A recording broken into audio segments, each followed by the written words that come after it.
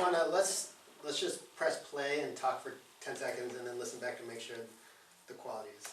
Okay, well. Yep. Okay, so. Things are looking good. My name is Kevin, and we have a burning desire to talk about plum trees.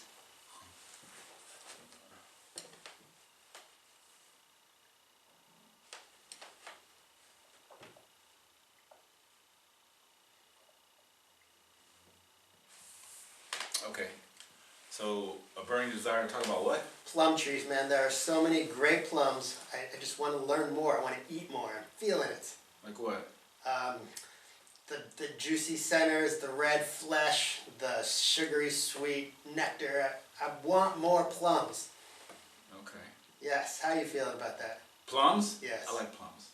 What's your favorite fruit? Well, I've had black plums. The best. I've had red plums, which are kind of too firm for me.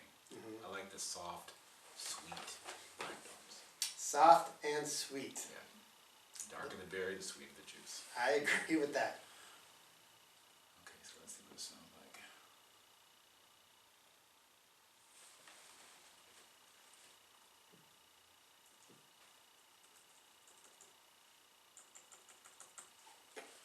So why am I not hearing playback? I'm seeing playback. You have your headphones connected in? Nope.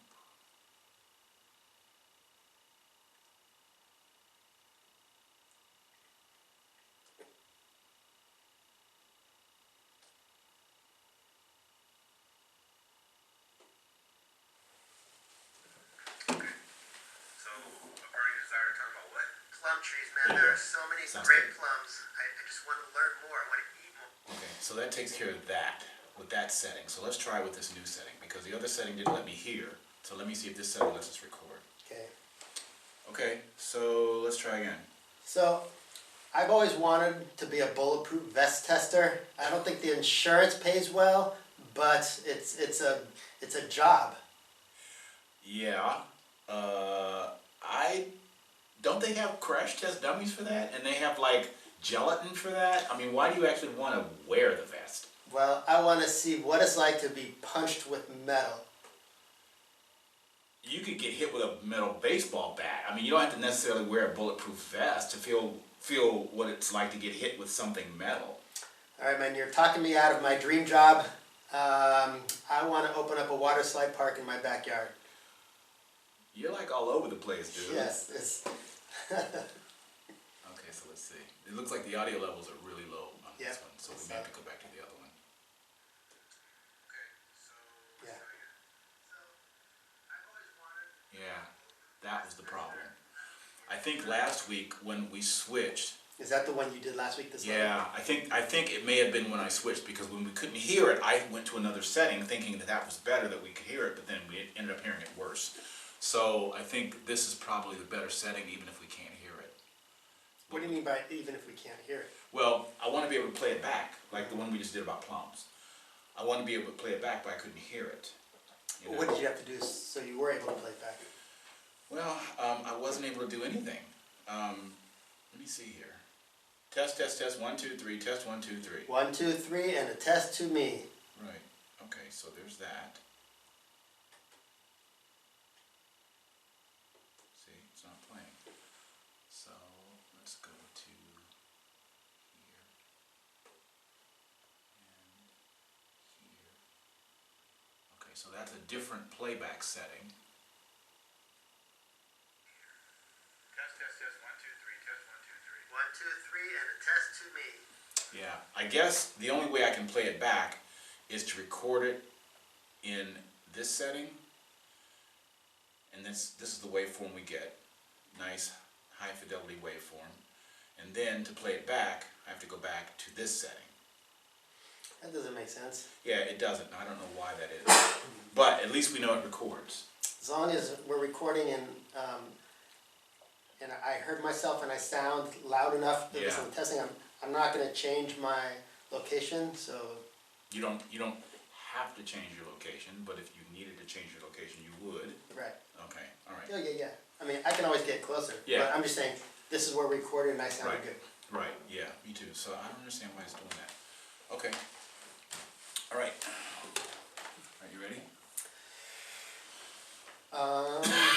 So we have our radio station identification all taken care of. The music's taken care of.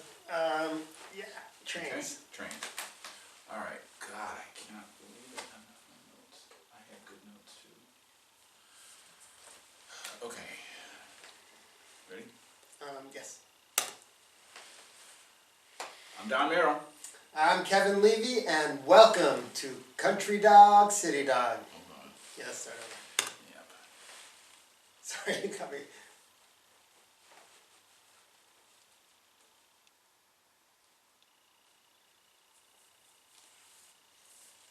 Okay. All right. Ready? Welcome to Country Dog, City Dog. My name is Kevin Levy, And I'm Don Merrill. and we're excited to have a new topic today, which is going to be trains. Yeah, trains are part of the transportation system, not only for rural communities, but for urban communities. And, trains serve two purposes. They carry passengers or they carry freight. That's right. So, trains have been such a powerful force in uniting our state and every state and beyond. They have traveled, they have built railway systems where new restaurants and shops and places of interest have popped up. At the beginning, the creation of our great country, the rail system was a blossoming point for so much. And I'm aware that the interstate also was used to create new cities, but trains played an important part in connecting all of this great city. Yeah. Can we just start this whole thing over? Yeah. I'm just feeling flustery. Okay.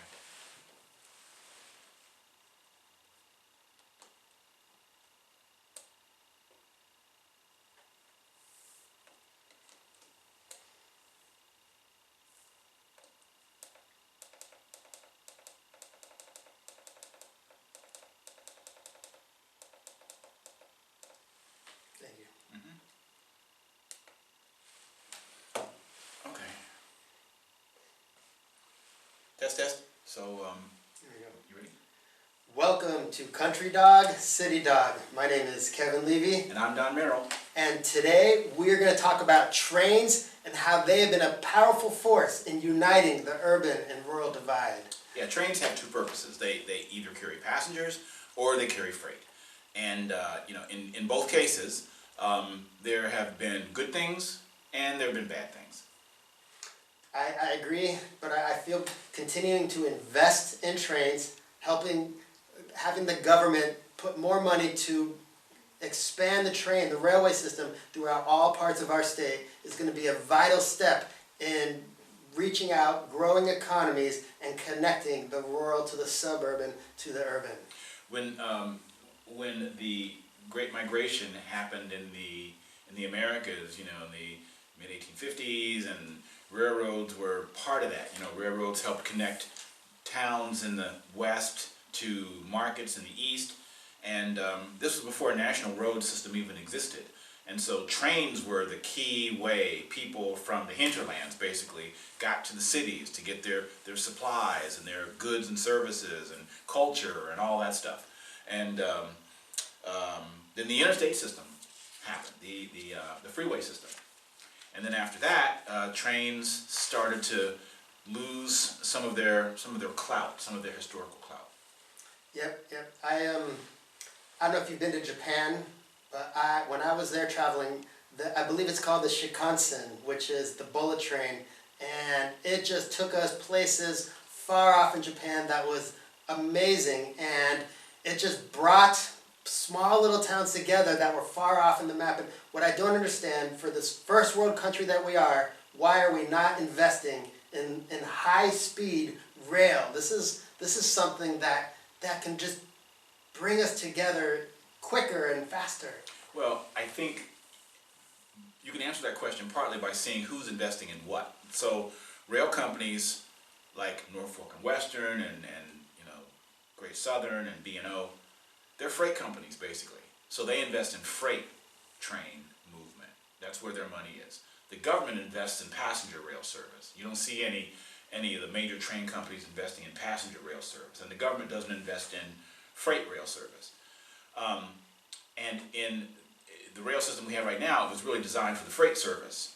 That's why whenever there are two trains on the same track and one is passenger and one is freight, the passenger train has to move over because freight is considered to be more important, more vital. And I think with the investment part, there's a lot of people who don't. There are a lot of industries that don't want trains to be competition. You know, the auto manufacturers, they don't want trains to be competition.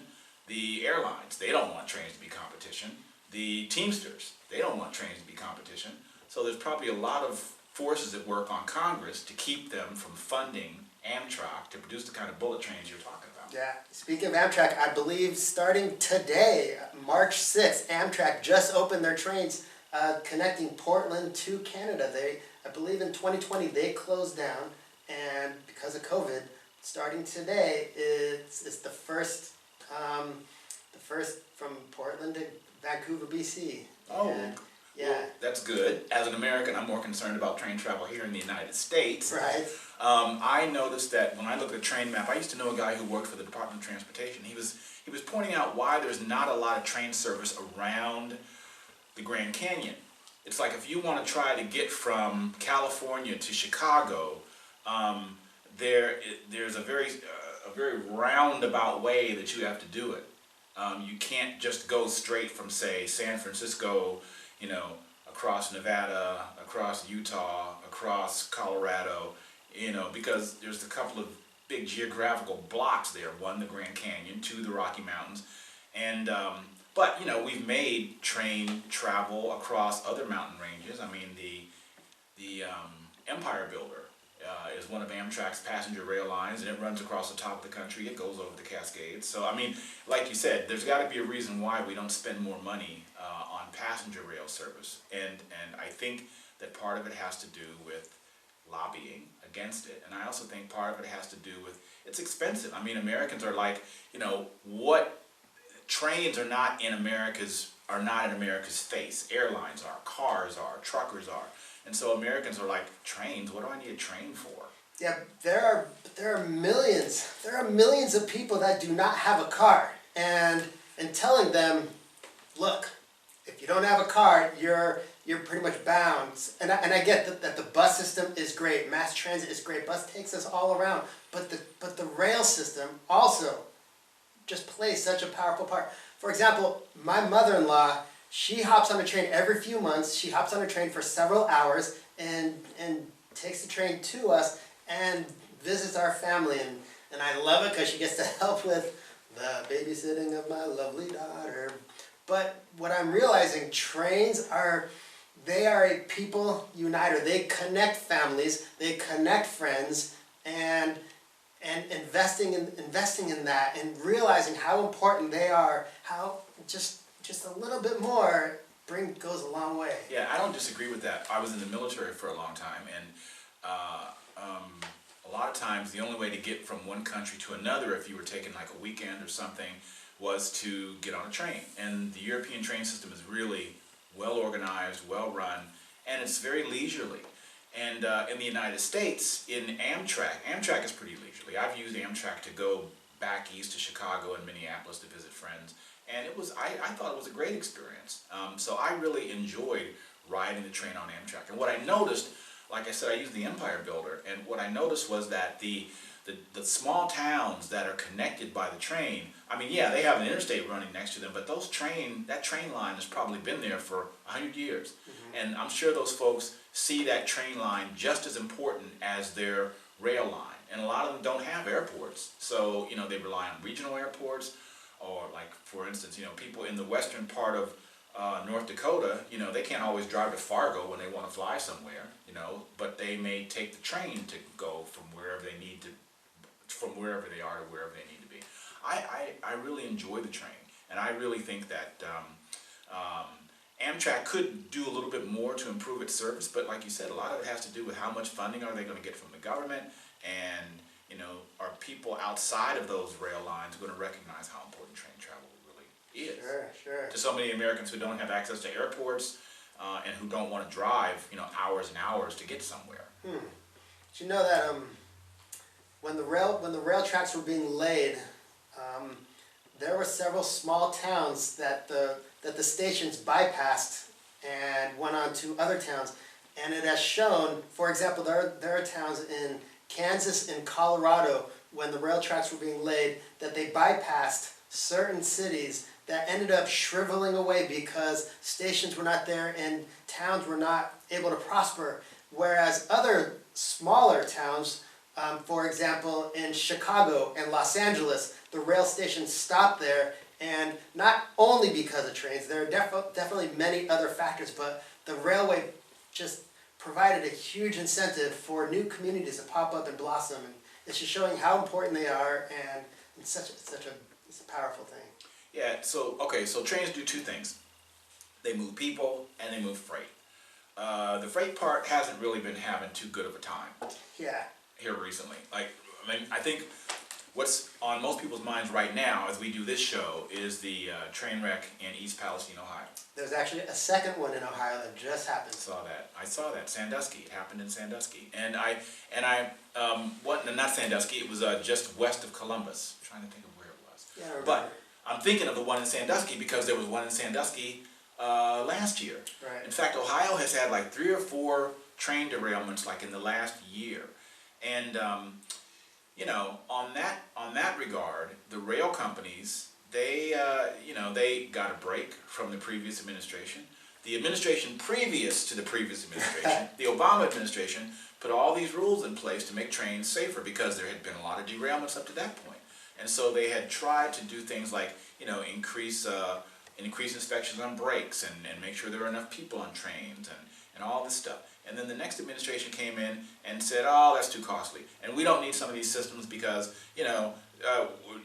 the incidence of problems caused by the lack of these systems doesn't really justify the cost of installing these systems. And then you get something like an East Palestine.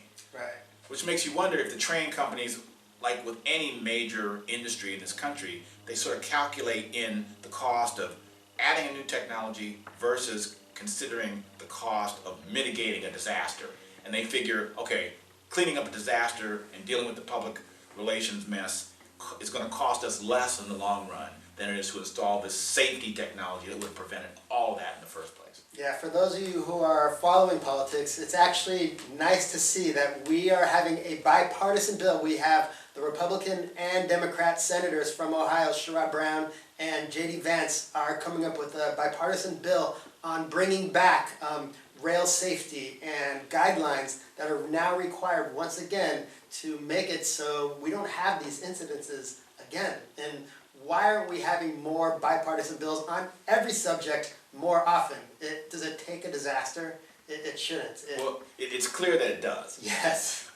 Because you've seen that little box where people say important, urgent, not important, not urgent. Like what category is it in? Right. And the other thing is I don't know how many people followed this in the news, but here recently the state of Montana filed a lawsuit against the state of Oregon for train passage, and it was because Oregon wants to change the route of some of the trains that go through Oregon because I guess a lot of them pass by the fuel port that we have, and they don't want the possibility of a train derailment causing huge problems with the tank farms that Oregon has, where it stores its oil and natural gas and petroleum products. And so they want to sort of change the route or maybe even restrict some of the movements of some of those potentially high hazard trains. Well, the state of Montana filed a lawsuit against the state of Oregon because they said that by Oregon passing that kind of law, or by Oregon considering that kind of law, they were interfering with Montana's commerce because those trains are important to Montana. And so, what do you do there? You have states that are fighting with each other. One state is doing something for its benefit. The other state is fighting for something for its benefit. I mean, when you talk about rail service and passenger rail service versus freight rail service, I mean, what do you do with something like that? Yeah, according to the Department of Transportation, 2/3 of rail freight originates in rural areas. 2/3, that's a huge percentage. And this is why like more people should be supporting the rail system. It should be a bipartisan way. It's so critical for the economy. In fact, a survey conducted by Civic Pulse of 400 local government leaders in cities and counties across the U.S., they found that while there was broad consensus on spending infrastructure such as rail, the survey found that there was a partisan geographical divide on the way to spend the money for transit infrastructure. 73% of Democratic governments supported spending transit spending, while only 35% of Republicans did. And that's a huge divide. Republicans and Democrats, where they want to spend their money is clearly not on the same level. Well, and there's the ideological difference for that, because Republicans, people on the right, generally feel that the government has too much influence over people's day-to-day lives and over their money, especially when it comes to taxes. And they know that if you want to make these kind of infrastructural upgrades, it's going to require tax increases. Sure. And so Democrats look at it like, this is the kind of thing that, will benefit all communities. And, Republicans may feel like, well, this is a detriment to tax-paying citizens, and, not all people, in all communities are necessarily tax-paying citizens, even though, all people would benefit from this upgrade. And, there's some, there's some I don't know what you would call it, tribal, huddling, I guess, because there are people who feel like, why should I spend money on projects for people, who aren't like me? Why should I do that? I need to huddle around my small community out here, and we need to keep all the money that we can get, and we need to make sure that we're not going to be taxed to death by government. And in the urban areas, they're like, you need to let this happen because this is going to help the entire state. This is going to help everybody. And, that's part of where the division between, unfortunately, we talk about this like it's urban-rural, but, urban, rural, right, left, Democrat, Republican, sometimes it's kind of hard to separate all that stuff. Right. You brought up great points. It is very hard to separate. It's like, where do we draw the line? At what point do communities and local governments in urban centers say, all right, we recognize that we're so free-flowing and spending the money so freely, and we need to pull back. And then at what point do you draw the line where rural communities are recognized, like, we are not spending enough money to help our communities grow, to help our neighbors and our families get the best life that they deserve. So maybe we should spend a little bit more money. Where there has to be a fine line where we can come together and recognize that there is this happy medium, and maybe it's just like, maybe there is not, and people are just going to hold in their trenches and dig in and not budge an inch on spending for our tax dollars. Well, I know people, they double down when they're told what to do. You tell somebody what to do, they're not going to do it. Simply Right. because they don't want to be told what to do. Right. But, finding that common ground, I think, is, like you said, so much rail traffic that, Democratic administrations might consider dangerous. Republican administrations call it commerce. They're like, these small towns, they need these trains. These trains add to the economy. And so you're not going to, and see, the people who live in these small towns, they know there's a hazard there. They know that when trains roll through, they don't know what's on those trains. And they can look around the country and see that for all of the times that there have been derailments in towns just like theirs, there's a chance there may be a derailment in their town. But they live there because they balance the risk against the reward, Right. And so it's like anybody people who live in wildfire-prone areas, or people who live in flood-prone areas, or people who live in earthquake-prone areas. It's like they look at the risks and they look at the rewards and they say, I think the reward, and plus they say, this is my home. I've lived here for my grandparents lived here. My great-grandparents lived here. I'm not going to be run out, But some people, like in East Palestine, some of those people are leaving because they're like, I was reading a report about the train crash in La Magentic, Canada, back in 2014, killed 47 people. So that town has recovered economically, but there in the last 10 years, there have been at least 2 train-related suicides. And 7 out of 10 people in La Magentic still have PTSD from that train crash. It was a horrific crash. And so, the people in East Palestine, the people in Sandusky, the people in the train derailment, in the other Ohio city just a couple of days ago, they may be economically made whole, and all the lights may be put back up on poles, and all the fires may be put out, and all the dirt may be dug away. But I mean, those people, they don't forget that. Right. Yeah. It resonates for a while. When you're talking, it brought me up on a off-topic completely on a movie that I saw a little bit ago called Planes, Trains, and Automobiles. Classic. The classic where John Candy and Steve Martin were driving through rural America, and they got a little sleepy and slowly merged onto the wrong side of the highway and then just started driving into oncoming traffic. And then another car, while driving the right way, rolled down the window like, hey, hey, and John Candy rolled down the window, and the other passenger's like, you're driving the wrong way! And John Candy looks at Steve Martin, and he's like, how do they know where we're going? And then just a few minutes later, all of a sudden, they're headed right towards 2 semis, heading right towards him, and woo, that was a close one.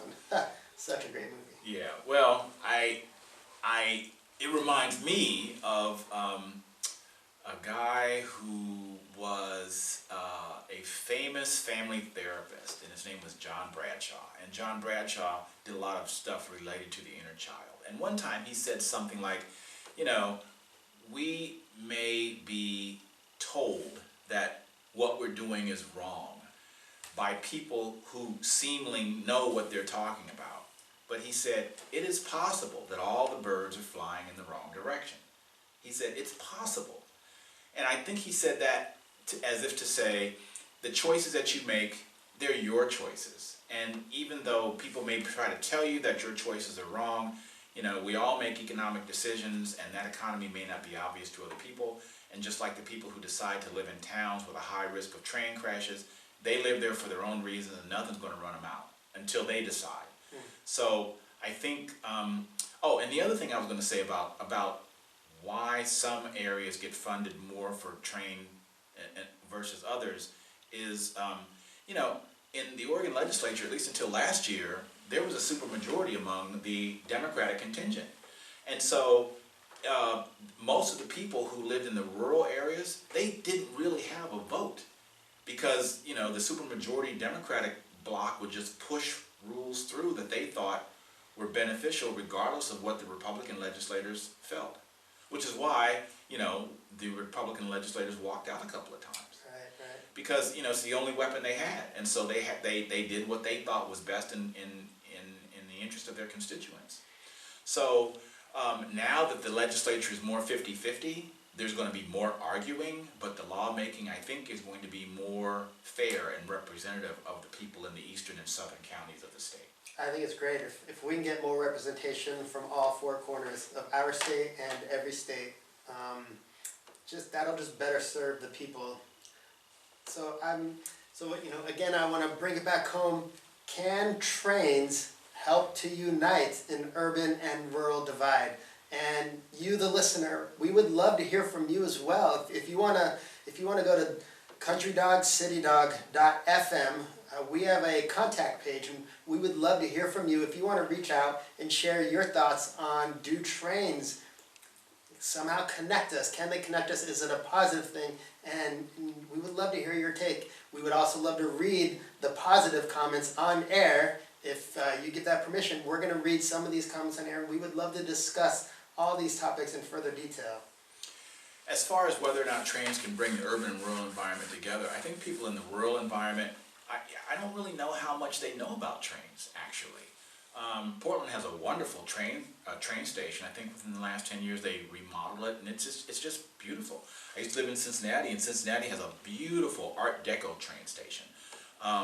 So I think, trains have a presence in cities, but I'm not really sure how much the rural population really knows about or uses trains when they have so many other options? I mean, in the city, everything is close. Plus you have, airports versus someone who lives, out in the rural areas, far out into the rural areas, and all they have are trains or cars. I think that, and towns have tried to draw people to them with like events or tourist attractions, things like that. But most people, they drive. I don't know how trains can get on par with planes as far as the speed factor, the convenience factor, the comfort factor, The cost factor, though, will definitely play a part in some people. I know, but I wanted to take that train trip that I was telling you about, that I took to friends in Chicago and Minneapolis. I wanted to get a sleeper car on an Amtrak train. That thing costs $1,000.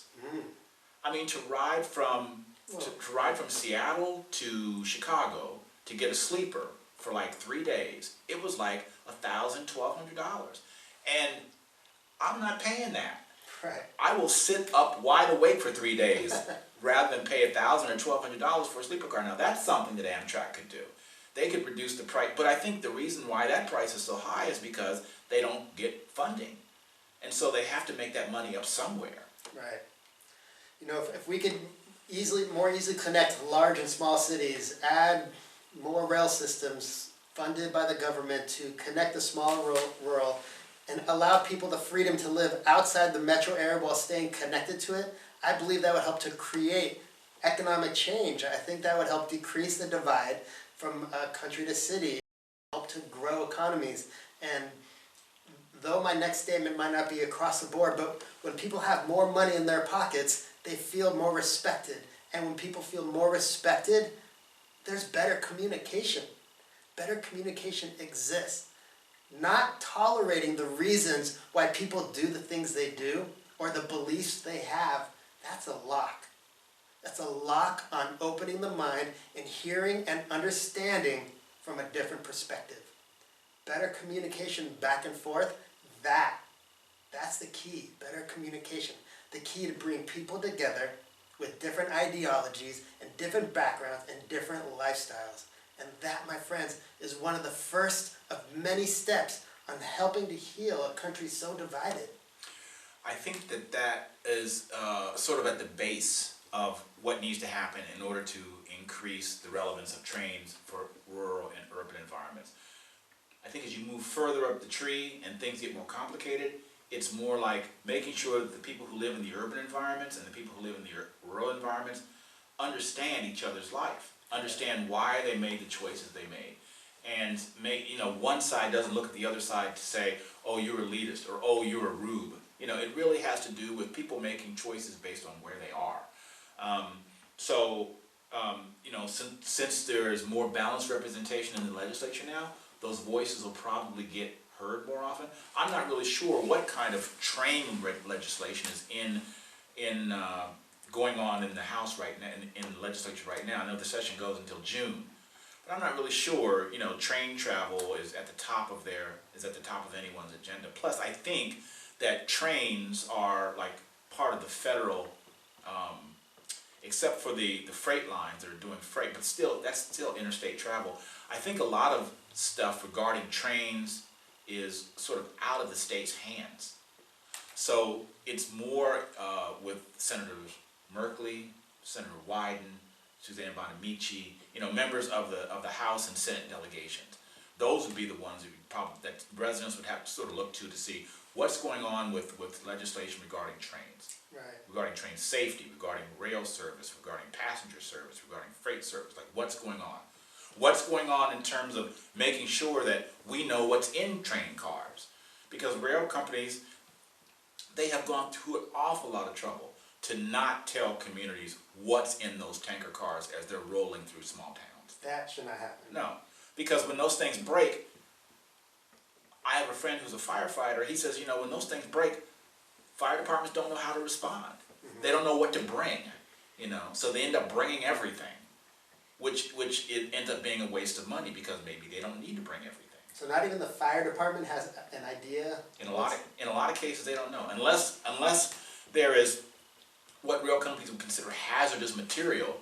And in the train crash in East Palestine, none of those cars were marked hazardous material. I guess because the rail companies didn't consider vinyl chloride, polyvinyl chloride, to be hazardous until the stuff broke open and started burning. Was there anything hazardous in the Hood River Rail derailment? I think that was just oil. But I mean, burning oil, yeah, that's pretty hazardous. Of course. So, like I said, I think communities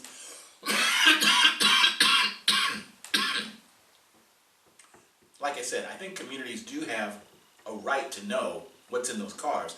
Rail companies have a responsibility to tell them, and I don't know if that's something that the state can compel them to do, or again, if it's in the hands of the congressional delegation.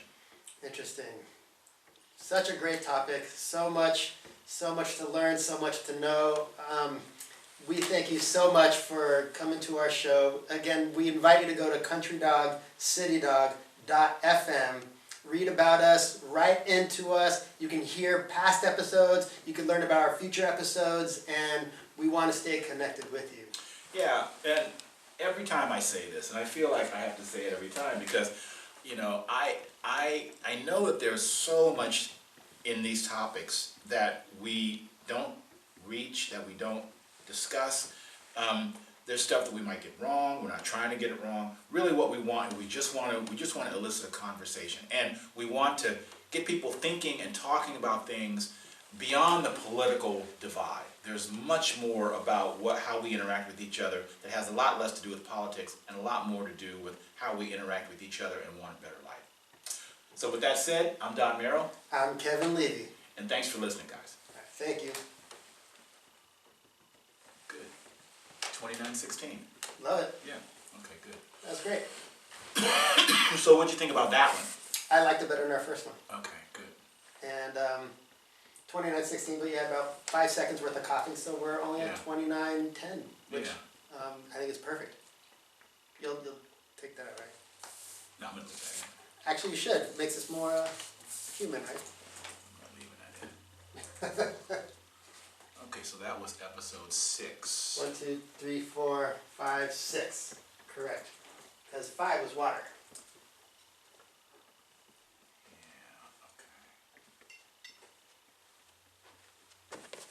I want to thank you for tuning in, and we look forward to you next week.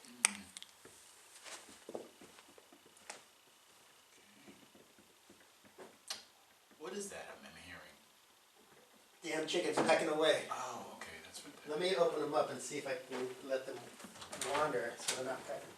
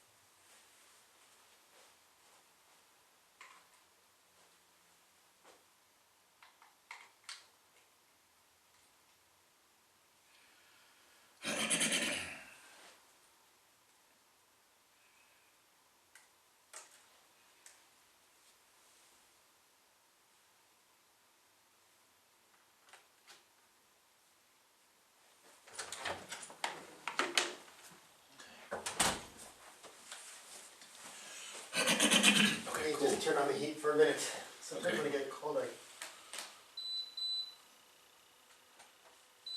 You see our time right now. It is. Oh geez, we're going to be done way ahead of time. Yeah. Yeah, I wasn't worried. Okay, sorry.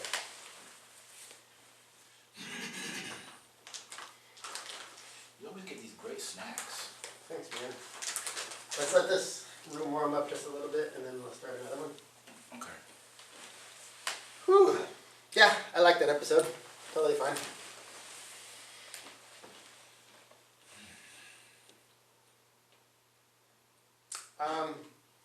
It's funny.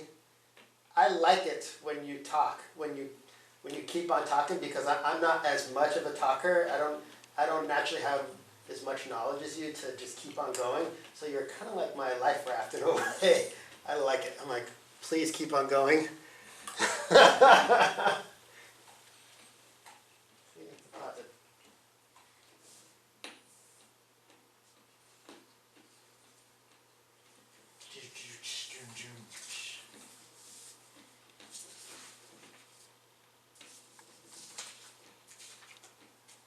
Trains in the books. So let's just assume that